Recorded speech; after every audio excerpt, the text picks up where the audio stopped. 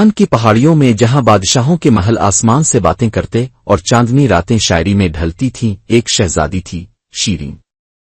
حسن میں بے مثال، ذہانت میں یکتا اور وقار میں بے نظیر۔ دوسری طرف تھا فرہاد، ایک مجسمہ ساز جو سنگ کو بھی سانس دینا جانتا تھا۔ عام خاندان سے مگر دل میں ایک عشق پاک لیے جیتا۔ شیریں شکار کے لیے پہاڑوں میں آئی۔ وہاں ایک چشمے کے پاس اس کی نگاہ فرہاد پر پڑی جو ایک چٹان کو تراش کر خوبصورت شیر کی شکل دے رہا تھا۔ اس لمحے وقت تھم سا گیا۔ شیریں نے پہلی بار دیکھا کہ فن میں بھی محبت چھپی ہو سکتی ہے۔ فرہاد نے دیکھا تو دل ہار بیٹھا مگر نظریں جھکا لیں۔ دونوں کی ملاقاتیں بڑھتی گئیں۔ چشمے، چٹانی اور پہاڑی دروئی اب ان کے عشق کے گواہ بن چکے تھے۔ فرہاد نے اپنی ہنر مندی سے شیریں کا ایک مجسمہ تراشا جو حقیقت سے بھی زیادہ خوبصورت تھا۔ شیریں نے کہا، تم نے مجھے پتھر میں قید کر دیا، اب میں دل میں تمہیں قید کرتی ہوں، لیکن محبت اتنی آسان کہاں۔ شہزادہ خسرو، ایران کا ولی عہد، بھی شیریں کے حسن پر فریفتہ ہو چکا تھا۔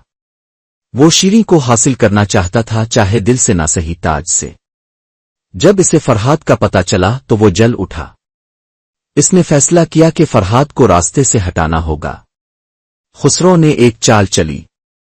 اس نے فرہاد کو بلوا کر کہا، اگر تاؤ واقعی شیریں سے محبت کرتا ہے تو پہاڑ کاٹ کر یہاں تک دودھ کی نہر لاؤ، تبھی یہ محبت سچ مانی جائے گی۔ فرہاد نے سر جھکایا اور کہا، عشق میں جو شرط ہو وہ عبادت بن جاتی ہے۔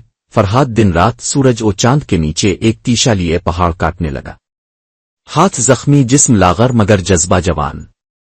ہر چٹان پر وہ شیریں کا نام لکھتا اور پھر توڑتا۔ وہ نہر بنتی گئی اور عشق گہرا ہوتا گیا۔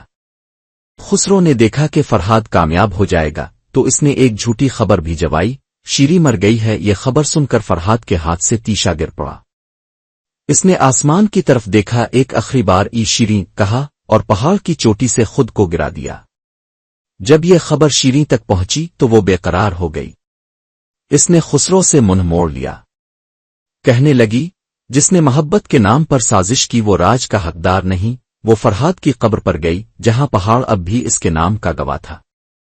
اس نے خود کو اسی جگہ ختم کر لیا جہاں فرہاد نے جان دی تھی۔ وقت گزرا مگر پہاڑ پر وہ نہر آج بھی بہتی ہے، اور کہنے والے کہتے ہیں کہ وہ دودھ نہیں، دو عاشقوں کے آنسوؤں کی علامت ہے۔ فرہاد اور شیریں جسم سے بچھڑ گئے مگر محبت میں امر ہو گئے۔ شیریں و فرہاد کی محبت نے ہمیں سکھایا کہ عشق تخت و تاج سے بلند ہوتا ہے اور قربانی میں ہی محبت کی معراج ہے۔ صدیوں بعد بھی جب چاندنی رات میں پہاڑ گونجتے ہیں، کوئی کہتا ہے، شیریں، فرہاد، ہوائیں جواب دیتی ہیں، محبت کبھی نہیں مرتی۔